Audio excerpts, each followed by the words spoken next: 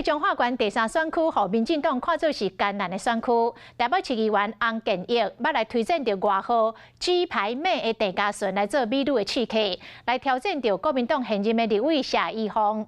谢依芳嘛，花演甲真趣味哦。伊讲伊最近哦，正咧研究着鸡排糋的配方。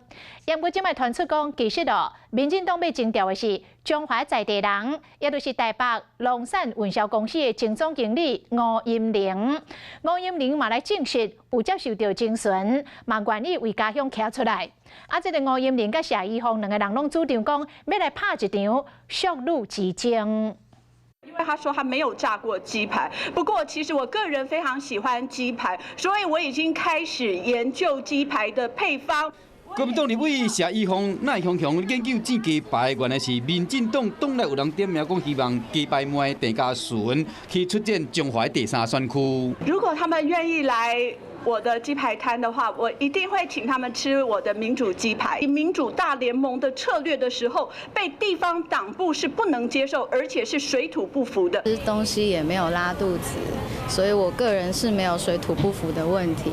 是讲要请鸡排妹食鸡排机会恐惊无大，听讲民进党的中央有意要征调中华在地人前北农总经理吴音玲对决谢依芳。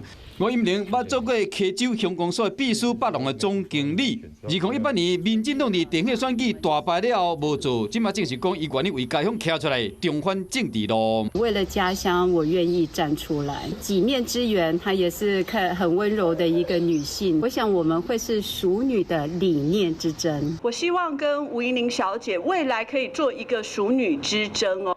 讲到淑女之争，吴音玲批评讲谢依芳的家族拢将地方政治占掉了。咱这区长久以来已经超过40年啊，拢是社家的家，需要新的发展。这又回到民进党选战策略的老套哦。我们都知道哦，民主的政治是不可能世袭的。讲这个话的时候，代表他的民主常识不及格。正式征调进前，和中华选区之战未演成轰动。晚间9点，邀请您与世界同步，60分钟掌握全球脉动。World News 9，陈雅玲世界晚报给您崭新视野。